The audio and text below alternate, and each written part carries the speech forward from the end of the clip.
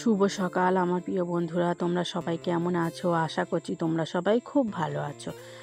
সকালবেলা ঘুম থেকে ওঠার পরে তো আজকে আমি সকালবেলা হাঁটতে যাইনি, ভাবলাম ঘরের সমস্ত কাজগুলো সেরে নেব তারপরে। তো কাল রাতে এই জামাকাপড়গুলো আমি বের করে রেখেছিলাম কাচার জন্য, যেহেতু আজকের বারটা হলো রবিবার। তো আজকে মেয়েদের স্কুল ছুটি, সমস্ত জামাকাপড়গুলো কিন্তু কেচে নেব। তো স্কুল ছুটি, রবিবার, সবার অনেকের কাজকর্ম ছুটি, কিন্তু আমাদের সংসার ক্ষেত্রে বা দোকানের ক্ষেত্রে আমাদের কোনো ছুটি হয় না। রবিবার হোক আর সোমবার হোক, আমাদের প্রতিদিন ডিউটি কিন্তু দিয়ে যেতে হবে। সংসারের ডিউটি কিন্তু কোনো দিন ফুরোয় না, সারা জীবন সংসারের ডিউটিটা পালন করতে হবে। আর দোকান এমন একটা জিনিস, কোনো দিন কিন্তু দোকানটা বন্ধ দেওয়াও যায় না। এই দোকানের জন্য আমি কোথাও আত্মীয় স্বজনদের বাড়ি বা কোথাও যেতে পারি না। যদি যাই, আজকে যাই কালকে চলে আসি, এইভাবেই কিন্তু আমি আত্মীয়র বাড়ি যাই। তো বর ফুচকার বন্ধ রাখে, তো যে দুদিন আমি কুটুম বাড়ি যাই, তো বছরে একবার করে যাই। তো আমার তো যাওয়ার কোথাও জায়গা নেই, শুধু মায়ের বাড়ি তো আমাদের গ্রামের এখানেই, আর মামার বাড়িটা ছাড়া কোথাও যায় না। এছাড়া অন্য কোনো বাড়ি যায় না, জানো তো। আমার ভালো লাগে না যেতে। যখন আমি একা ছিলাম তখন আমি এখানে সেখানে যেতাম, আর মেয়েকে নিয়ে না কোথাও যেতে চায় না। মেয়ে সব জায়গায় নিজেকে মানিয়ে নেয় না। আমার মেয়ে সবার সাথে মানিয়ে নিতে পারে না, সব জায়গায় নিজেকে রাখতে চায় না। বাড়ি আসার জন্য কান্নাকাটি করে, তো সেখানে গিয়ে প্রচণ্ড ঝামেলা করে। এর জন্য আমি কোথাও যাই না। তো তোমাদের সাথে গল্প করতে করতে অনেক জামাকাপড় কাচাকুচি করলাম, বাসন মাজলাম। গল্প করতে করতে আমার সমস্ত জামাকাপড়গুলো কাচা কমপ্লিট হয়ে গিয়েছে। এখন চলে এসেছি জামাকাপড়গুলো মেলার জন্য। তো জামাকাপড়গুলো মেলছি, তো দেখো আমাদের পাঁচিলে তো আমি আর তারে জামাকাপড় কয়েকটা দিন হচ্ছে মেলি না। কারণ হলো সকাল থেকে জামাকাপড় কাচাকুচি করে আর ঝামেলা লেগে যায় তারের সবাই জামাকাপড় মেলার জন্য। তো ভাবলাম যাদের তারের অসুবিধা তারাই দিয়ে থাকুক, আমি এই পাঁচিলের মধ্যে দিয়ে থাকি।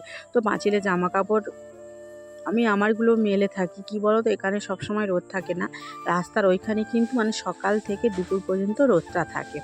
তো তারপর আমার ঘরের ধার থেকে আমি ঝাঁটাটা নিয়ে এসে উঠোনটা ঝাঁট দিয়ে নেবো। তো দু একদিন হলো উঠোনটা ঝাঁট দেওয়ার সময়ই পাচ্ছি না সকালবেলা করে।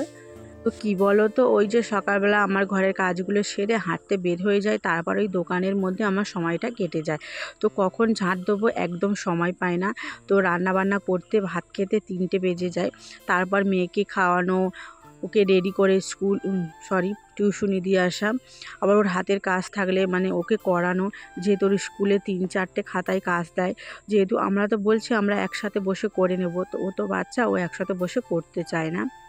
একটা দুটো খাতার কাজ করার পরে বলে আমি আর করব না, ভালো লাগছে না। বউকে মেরে সবসময় কাজ করানো যায় না, ইচ্ছাটাই মেন। নিজের ইচ্ছা ছাড়া কিছুই করানো সম্ভব নয় অন্যকে দিয়ে।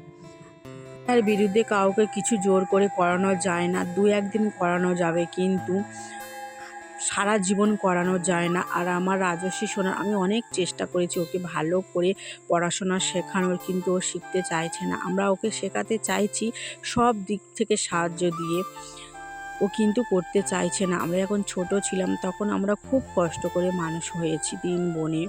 তো ঠিক মতো দুবেলা দুমুঠো খেতে পেয়েছি, কিন্তু শখের জিনিসগুলো পাইনি। আমি চেষ্টা করি আমরা যেগুলো পাইনি মেয়েকে দেওয়ার, তো মেয়ে সেইগুলো ওকে দিচ্ছি, সব সময় ওকে আঁকড়ে রাখছি। সোনা উঠছে, এসো, উঠে এসো মুসির মধ্যে থেকে, উঠে এসো। সোনা উঠে এসেছে।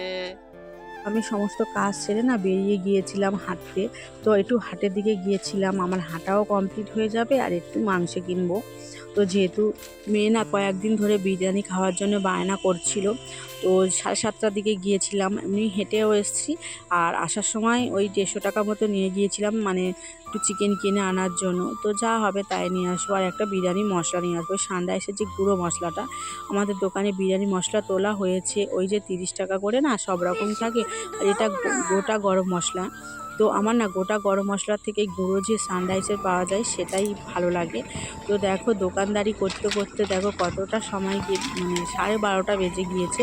এখন আমি ভাতটা সবে মাত্র বসিয়ে ভাতের জলটা ভাতের ফ্যানটা ঘুরিয়ে পাখাটা চালিয়ে দিয়েছি ভাতটাকে ঠান্ডা করার জন্য। ভাতটা একটু ফুটে গিয়েছে, জানো তো।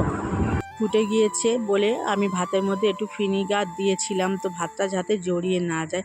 কি বলো তো, দোকানে মাল দিতে গিয়ে আর বারবার মানে যখনই ভাবছি ফ্যানটা গড়িয়ে নেবো, তো তখনই মানে একটা করে কাস্টমার আসছে, আর তাদেরকে মানে সামলাতে গিয়ে আমার ভাতটা কী অবস্থা দেখতে পাচ্ছ। তো ভিনিগারটা দিতে তারপরে দেখলাম কিন্তু ভাতটা ঝরঝরেই ছিল। আমি হাওয়াতে ভালো করে মানে নেড়ে নেড়ে ভালো করে ভাতটাকে ঠান্ডা করে নিয়েছিলাম, ভাতটা কিন্তু জড়িয়ে যায়নি। তো একটা আমার মানে কাপড়ের মধ্যে, এটা কাঁচাই কাপড় আছে, তো তাতে আমি ভাতটা দেখো ঢেলে দিয়েছি। যেহেতু প্লাস্টিকের গামলার মধ্যে যদি ঢেলে দিই কেমন একটা প্লাস্টিকের স্মেল বের হয়, তো আমার ভালো লাগে না, তার জন্যই কাপড়ের মধ্যে দিলে মানে ভালো। তো এখানে দেখো ডিম আর ওই 600 গ্রাম মতো চিকেন নিয়েছিলাম, অল্প একদম। তো তাতে তো বেশ খানিকটা তো আলু রয়েছে, সবাইকে 2 পিস, আমরা আবার একটু আলু খেতে পছন্দ করি। তো সবাইকে মানে বিরিয়ানিটা বানাচ্ছি, মাদেরকেও দেবো আর আমরাও খাবো। তো দেখো এখানে চিকেনটা কষানো হয়ে গিয়েছে ভালো করে, অল্প জল দিয়ে কিছুক্ষণ আমি ফুটিয়ে নেব, তারপর একদম গ্রেভিটা একদম শুকিয়ে গেলে তারপর আমি নামিয়ে দেবো। তো চলো, এখানে আমি অল্প হলুদ দিয়েছি, কাশ্মীরি লঙ্কা গুঁড়ো দিয়েছি। তো এতে কোনো মানে বেশি ঝাল লঙ্কার গুঁড়ো দিইনি, যেহেতু ঝাল হলে মেয়ে খেতেই পারবে না। তো এই মশলাটা আমি নিয়ে এসেছি, তো এই মশলাটা আমার বেশ ভালো লাগে, তো বিরিয়ানিতে দিলে স্মেলটা ভালো বের হয়। তো চলো, এখন আমি মশলাটা কেটে আমি তরকারির মধ্যে অল্প দিয়ে দেবো আর অল্প দেবো ভাতের ওপরে। তো চলো, তারপরে দেখাচ্ছি তোমাদেরকে কীভাবে আমি হাঁড়িটা সাজিয়েছি।